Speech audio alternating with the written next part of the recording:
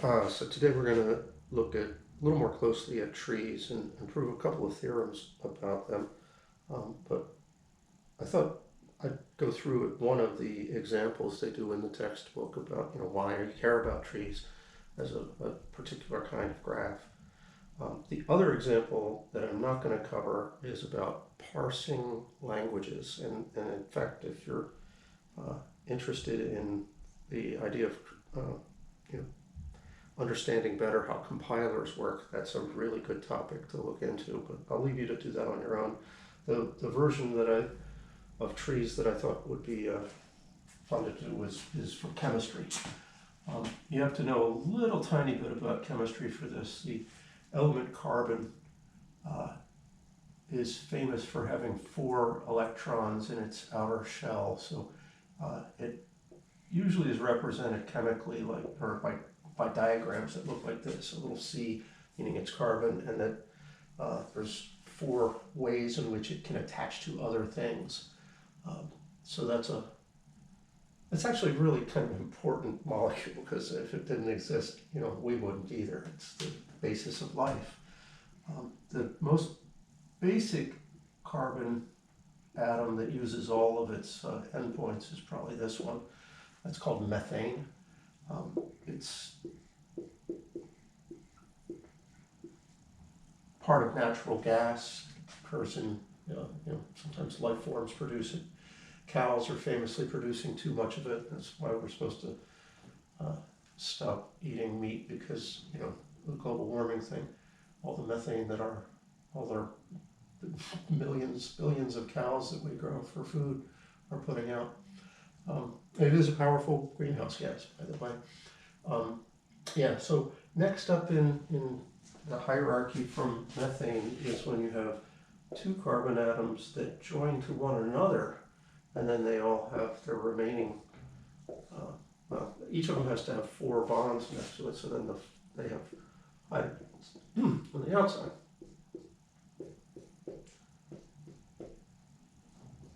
And that molecule is called ethane.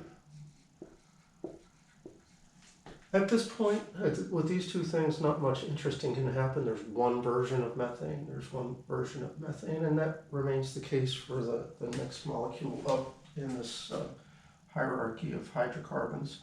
It's called propane. If you have a gas grill, this is the stuff. By the way, it's sort of redundant to have all these H's on the end, so people end up just dropping it and not even just drawing the stick, but not putting the atom that's at the end of it, because they're always H's.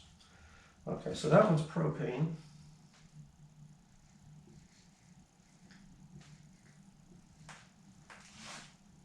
I'm having a brain fart. I can't remember what the name of the chemical one that has 4 carbons in a row. But that's sort of the first interesting one, because it's maybe you hadn't seen it yet, but these are trees. The H's are sort of extra decorations on it, but the root of the carbon molecules are trees. That's a tree with a single node. There's a tree with 2 vertices, 1 edge. This is a tree with 3 vertices and 2 edges in between them. Okay. The next thing's up. Oh, butane. Butane is has 2 different versions of it. We can have 4 molecules of carbon in a row with all those H's attached. Or we can have a central carbon that's attached to 3 others, and then everybody still has their extra, oops, you can draw it, has their extra things to have hydrogens at the end of. This has got one more bond on it, so there's a hydrogen off of it too. So when this kind of feature happens in chemistry, they call them isomers. I-S-O-M-E-R. And those 2 are 2 different isomeric forms of butane. All right. So understanding trees turns into understanding the chemistry of hydrocarbons.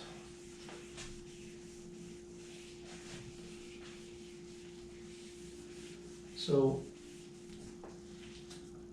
let me give you a couple of hydrocarbon molecules. One of them has 7 C's in a row. 4, 5, 6. Maybe I'll have one more C in the back. Is that 7? Yay. This has 7 carbons, and well, there's 3 hydrogens at this end, and then there's 3 hydrogens at this end, and for every one of this, 5 in the middle, there's 2.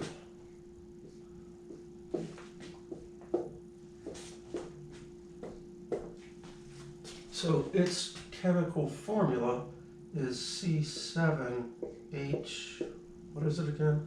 5 times 2 is 10, and 3 and 3, 16, H16. That molecule, as I've drawn it, is called N-heptane.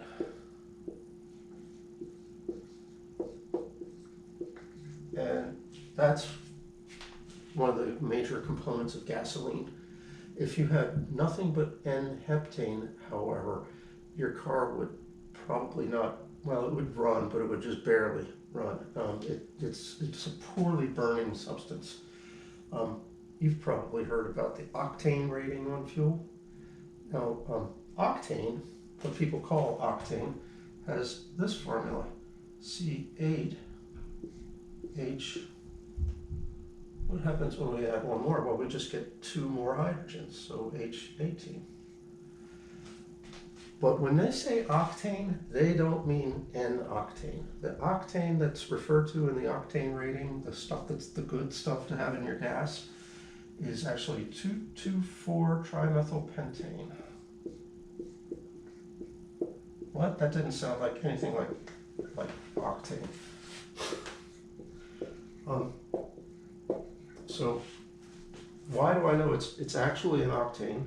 Pentane, probably squared, means 5-ane, so it's got 5 carbon molecules in, 5 carbon atoms in that string, and then there's a clue to what's going on with the rest of the carbon. There's 3 of the methyl groups, 3 more C atoms tacked on, so 5 plus 3, that's 8.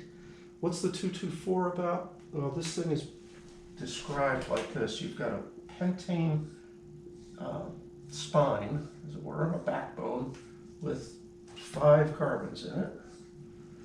And then there's an additional carbon. There's actually 2 additional carbons. I guess I got to get the name out of the way so I can draw the molecule. 2 additional carbons on the second carbon in that backbone, and 1 on the fourth. So 2,2,4 trimethyl, 3 methyls added to carbon, added to a pentane backbone. So what else do you have on here? 3. Everywhere there's one of these C's on the end, there'll be 3 hydrogens stuck to it.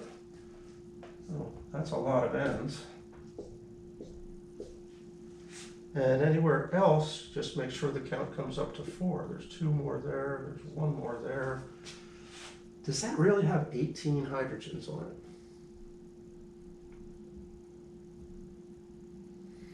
Maybe we can count them. How many had this feature where there's 3 hydrogens dangling off of it?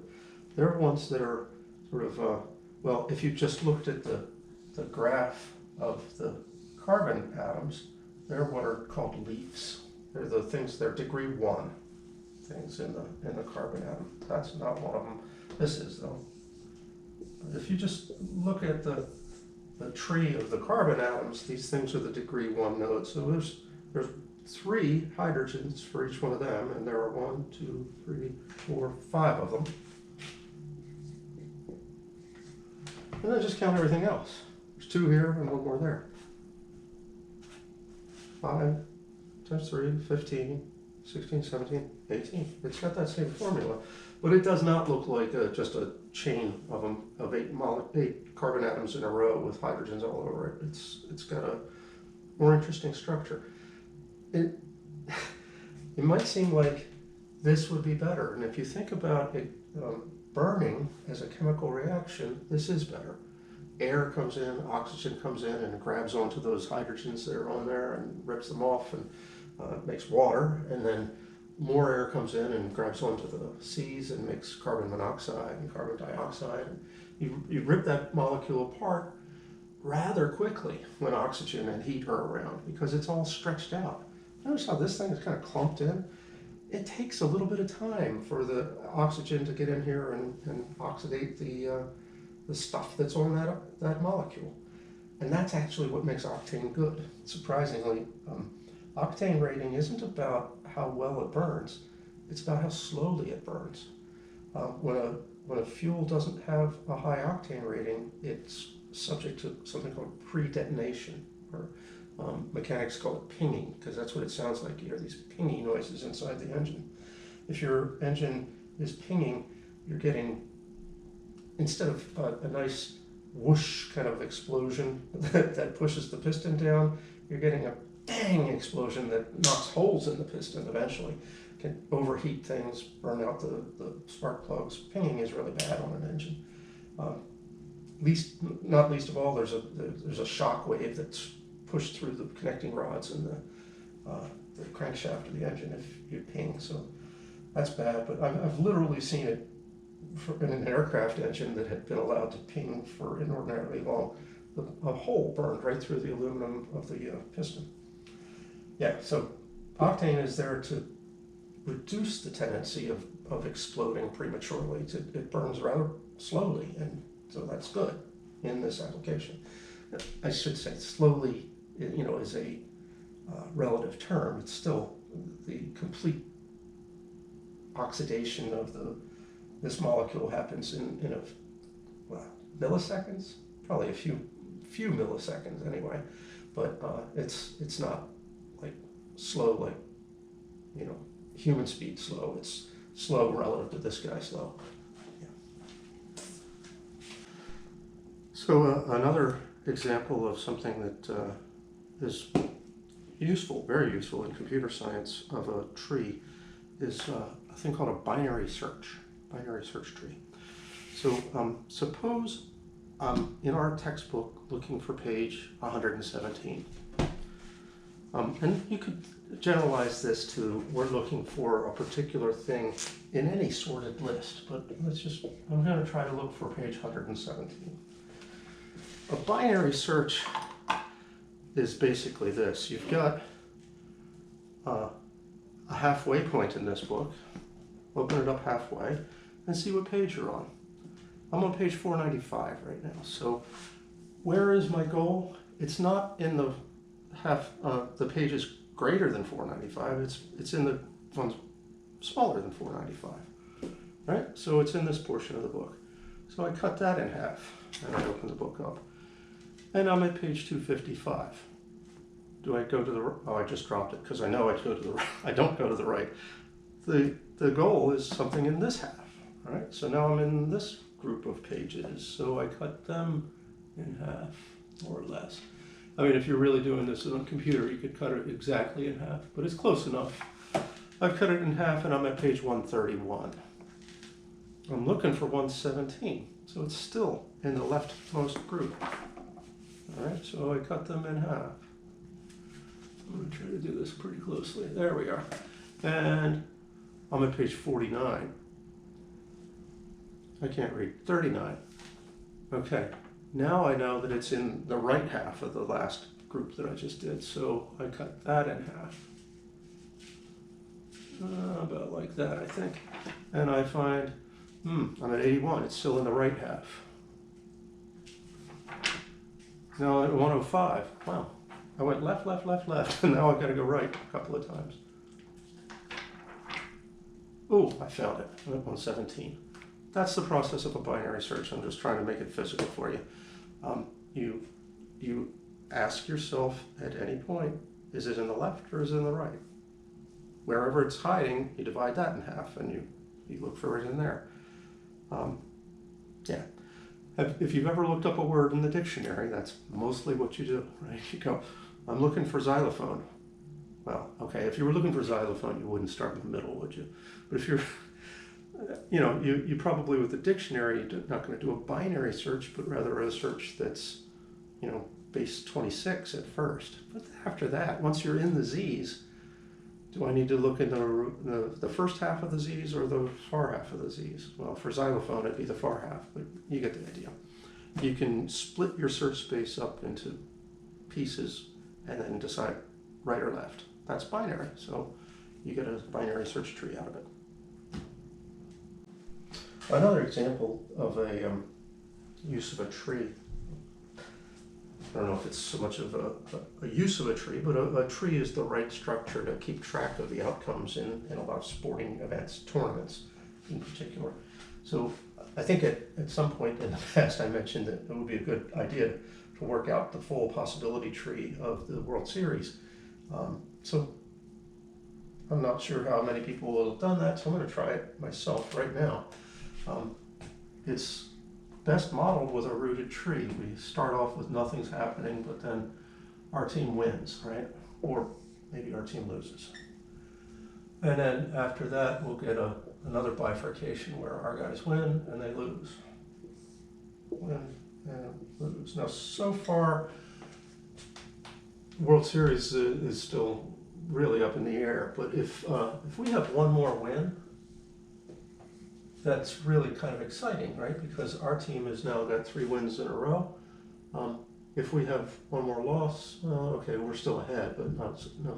But if it's 3 wins in a row, why are we excited? Because you're done after one more win. If you go a final W, that's the end of the series. You've got 4 wins. Another loss, you're still 3-1. That's pretty good. All right, let me try to draw in the rest of this tree. I think I may have done poorly here. I probably should have branched a little deeper. So I'm going to redraw that and redraw this so that they're a little farther apart. Because I need room to get in the win and the loss in both of those.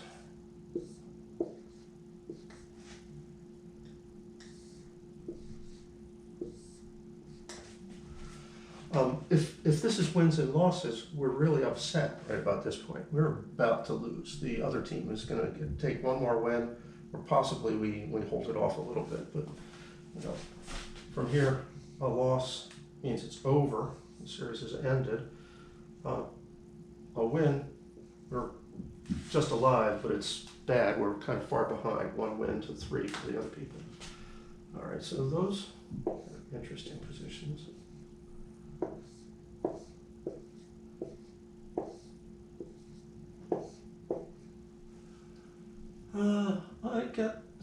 I should try to keep this all lined up in a column. Wins, loss, win, loss, win, loss. How much farther can this all go? Well, from this guy's and this guy, there's just 2 options. And in one of them, the series is over. In this case, it's bad news. Oops, that's from the wrong spot. In this case, it's bad news over. We've just lost. In the top, it's good news that we've just won. Okay, I think I don't want to try to fit this in here. And like I did say before, this is probably a better thing for you to work out as an exercise. So, but each one of these things bifurcates again, and then we have W's and L's in each location. If I was better at editing video, I could do that thing where I start talking really high pitched and writing fast, and I'm not going to do that. But okay, I'm going to look for it. If I can figure out how to do that in the video editing software, we'll give it a try. In which case, you'll just hear me squeaking right now.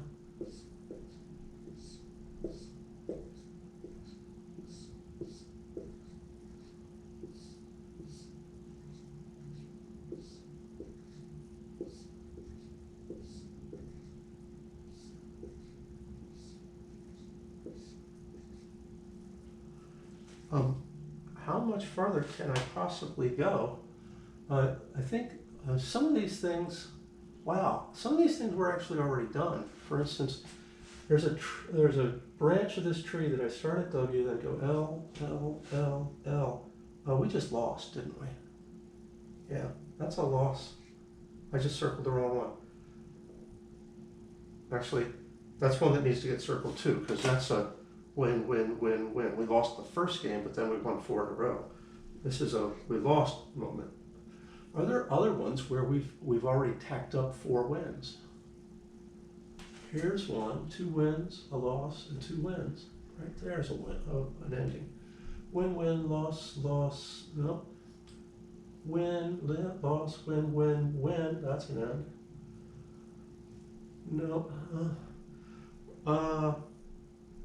Is this the only one that has 4? Yeah, we have to do 4 L's. Okay, so there's more of them in here that should be circled. I think. I think I'm going to stop and do what I suggested before. You should figure out how the rest of this plays out. It's clear that you need to have more space in there than I have allowed. Does everybody know what's the maximum number of games we'll play in a World Series? Worst case scenario is it's tied up 3-3, right? And then somebody wins the 4th game. So that means 7 games is sort of the extent that we need to go to. This is 1, 2, 3, 4, 5. We've got to keep track of the ones where you might go tied up 6-6 or 3-3 rather in the after the 6th game, and then everyone after that's going to have somebody's a winner. We only have 2 more of these columns to go to, and they're starting to get thinner because so many of these things happen. How to put it? That there's ends in here, like loss, win, win, win. Well, that had to be 4 of those, but here's a loss, win, loss, loss, loss. That's an end. We're done with the series we just lost. Loss, loss, loss, win, loss. That one's an end. I think here's another one. Loss, 2 losses after 2 losses early. We only had 1 win in that series, so we're out. We're done. All right, no stopping. So just to remind us what a tree actually is. A tree is a graph that has just 2 properties. The first one is it's connected.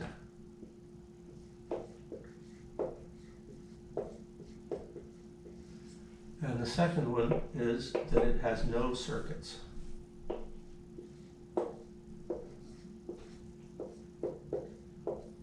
You may hear me say cycles as well as circuits. Both are equivalent in this context. If you have a circuit, then it's possible to simplify that circuit and get down to a cycle. But a tree doesn't have one of them, so that's good. If you have a node in a tree that is degree 1, like those carbon atoms that had 3 hydrogens attached, that's got a special name. It's called a leaf. Isn't that clever? A node of degree 1 is a leaf.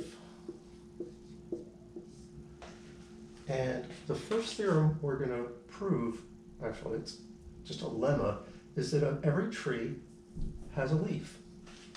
In fact, every tree has 2 leaves, but we'll have to get onto that. Now, this every tree has leaves theorem isn't quite true, and I'm surprised that the book doesn't point out that sometimes you can have trees that are infinite. If you didn't have a limit on how many games to play in the World Series, it could go on forever and ever and ever, right? I mean, I guess we have a limit on who wins, right? But you can imagine WL, WL, WL just splitting and bifurcating forever into the future. That's not, I mean, it's still a tree. There's no way to cycle back. It's got a directionality to it, flow of time kind of thing. But it's not what we're talking about because it doesn't have leaves. So a finite tree does have leaves. Before we get into that proof and that whole argument, I just want to add one more piece of sort of cutesy terminology they have.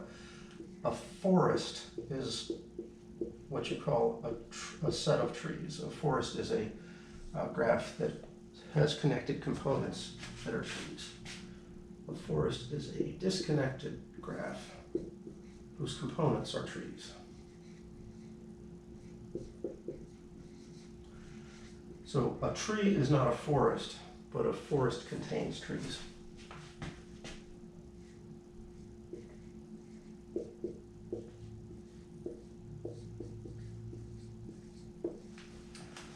It's a little bit hard to write out as its connected components.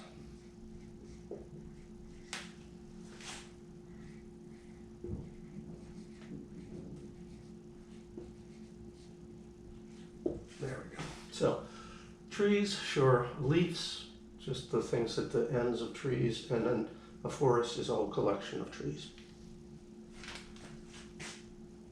So the goal is to prove this. For any tree that has n vertices,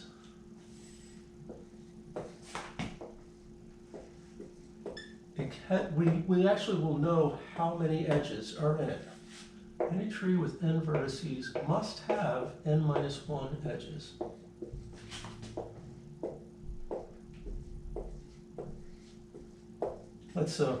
Let's just check a few examples. This is what we want to prove, but first I like to believe that it's true before I go around trying to prove it. So that's a tree, just a single dot. That's called a trivial tree. It's like an acorn, I guess. Oh, that would have been really clever if they had chosen to call that an acorn. But anyway, it's called a trivial tree. Trivial tree, not trivial true. It's got one vertex. How many edges does it have? None. So, and in fact, 1 minus 1 is 0, so good, that works. Here's a tree that's not trivial, but you notice it's got 2 nodes and 1 edge. N equals 2, and minus 1 is 1, yeah, so those counts work. Let's bump up a little bit. Suppose I have one of the trees that has more interesting structure from like hydrocarbon stuff. That's the octane molecule. Well, that's the octane molecule minus, I'm not showing the hydrogens on everything. Well, what's N there? I just gave it away. N is 8. So N minus 1 should be 7. Do we indeed have 7 edges in this?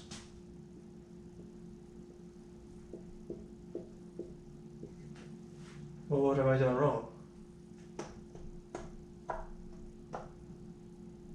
Oh, I just drew, really it would be called 2,2,3 trimethyl butane. I'm a bad human being. No, I'm a bad chemist. Here, that's, sorry for fixing it up, but the molecule should have looked like this with a backbone of length 5. Yeah, that's something that, okay, if it was, it's really supposed to be drawn the other way around because never mind. So N is 8, N minus 1 is 7. Are we really getting 7 edges? Yay. Modulo screwing it up at first. I call that a win. Yeah, so it's seeming to be true, but proving it is a different thing, and it's going to require, well, I'll tell you, the method we're going to use is induction, which is nice. The trick that's going to be needed to make the induction go, though, is to know that we always have degree 1 vertices in a tree. So let's prove all trees have leaves. Now, I really should say any finite tree, because, I mean, really, how many edges are in an infinite tree anyway? But if I say it's got n vertices, I'm sort of automatically in the finite category. So suppose we've got a finite tree, and that'll be what we're dealing with in this one true. So any tree with n nodes, oh, I should stick to the same word, n vertices, must have leaves.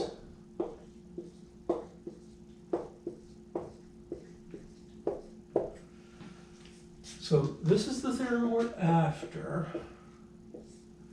This is something we're going to need along the way in proving that one. So such a statement is called a lemma.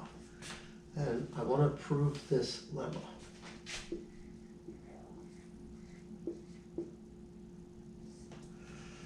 Well, let's go by contradiction, right? If you don't have any leaves, if you don't have any nodes that have degree 1, what would that say? Well, it would say that every single node, every single vertex has degree 2 or higher.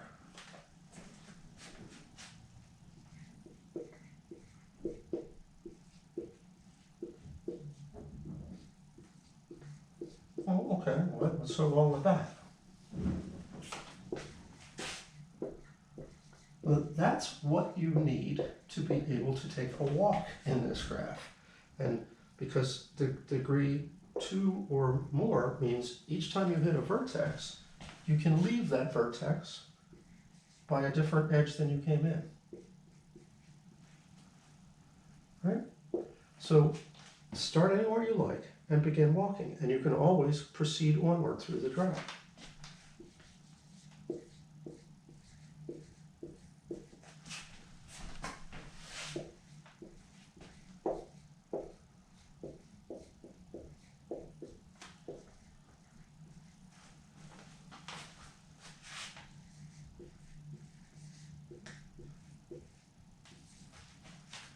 How to put this? And maybe I'll just try to help you visualize it. Because it's degree 2 or more, so maybe at least 2, perhaps I should say.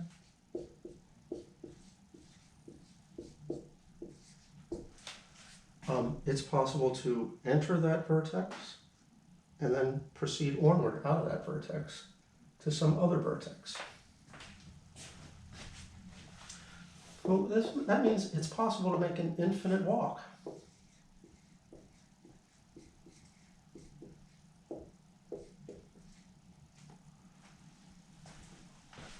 Sorry for getting down so low, but I think this is still in screen.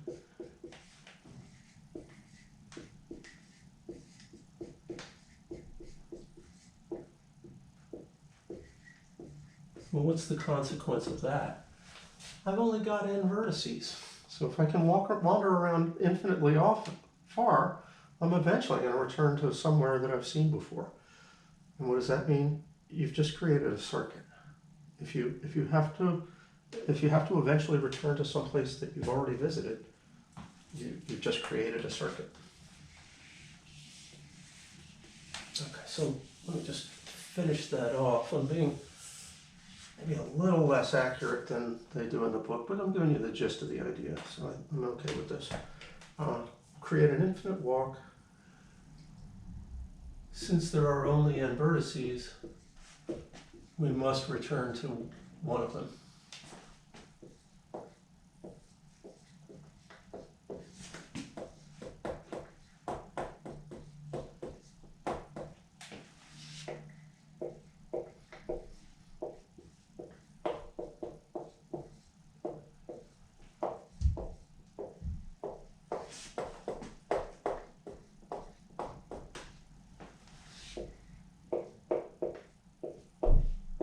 Any problem with that? Well, yeah, you can't have a circuit in a tree. So that's a contradiction. Because the presumption was we were in a tree. Great. So that means trees have to have degree 1 vertices. And that's what we'll use in actually doing a proof by contradiction of the main thing I'm after, which is that thing about the number of edges being n minus 1.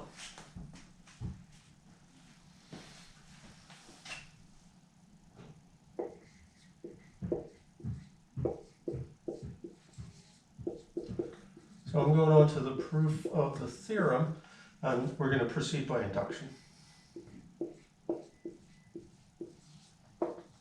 We've already looked at the base case, and I'm not going to spell it out in great detail. I'm just going to say the base case is clearly true.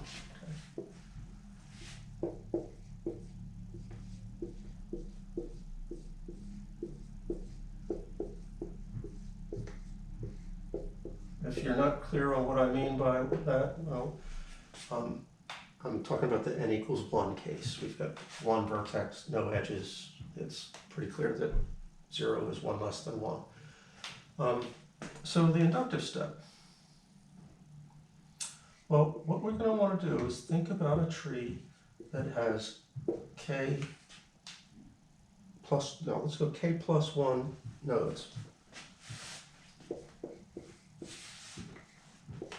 Call it T. Consider a tree T with k plus 1 vertices.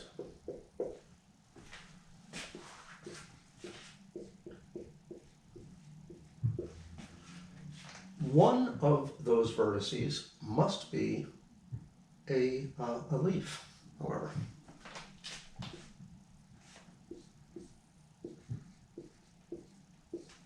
Oops.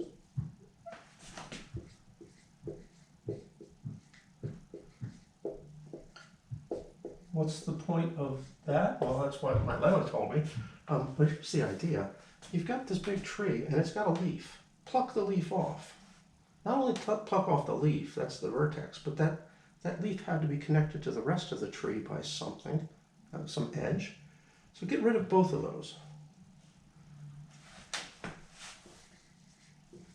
Remove the leaf and its associated edge.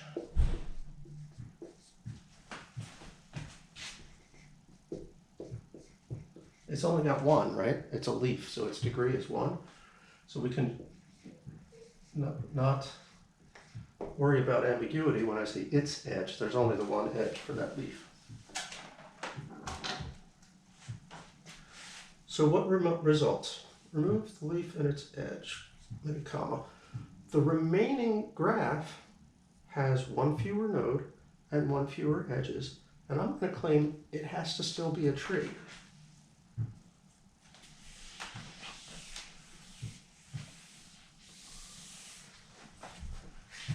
This pruned version of T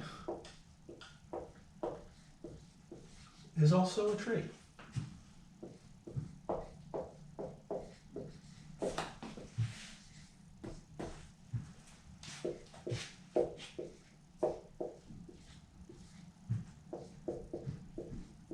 Now, wait a minute. What does it mean to be a tree? Can't have any cycles, and or circuits. Either of those would be fine. And it also has to be connected. So, is this statement true? If you're not ready to agree to it entirely, let me justify the two parts of that.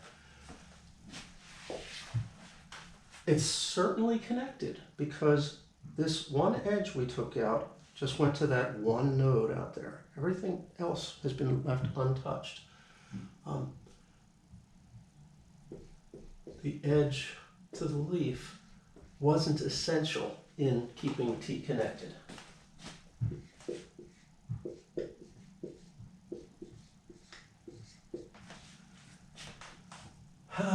What's a good way to say this? The edge to the leaf its removal only separated the graph into that leaf and the rest of T. The edge to the leaf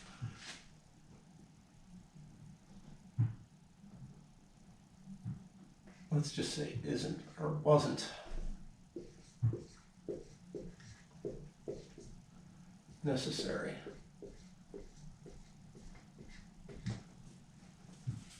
I gotta keep erasing a little bit at a time. Wasn't necessary to keep the prune tree connected.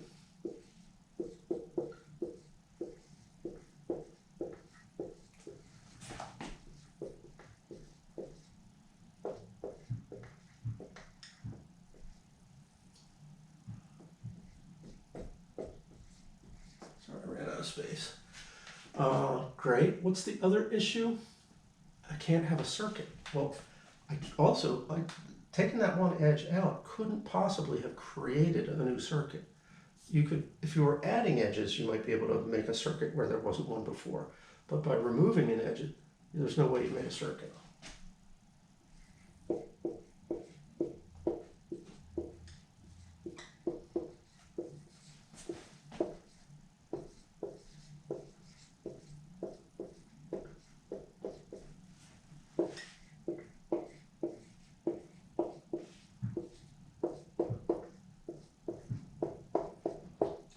So we're basically there now because I've got this pruned graph. I wish I had thought to give it a name before. Instead of calling it the pruned graph, I could say like S or T prime or something.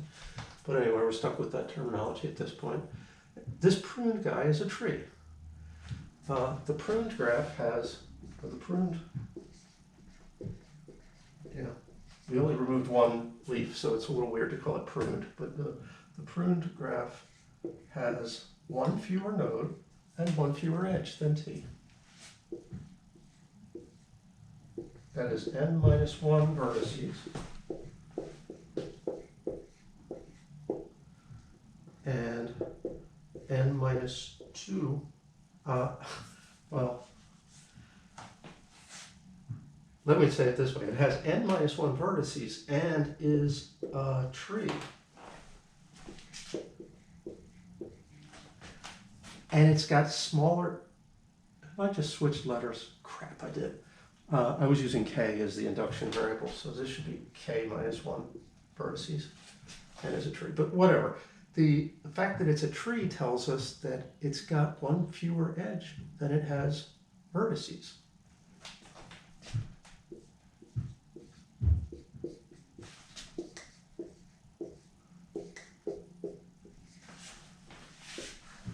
Well, that's wonderful then.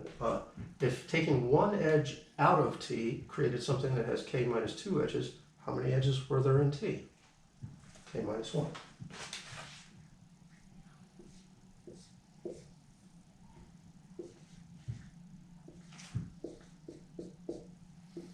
And that's the conclusion we were hoping to reach, so QED.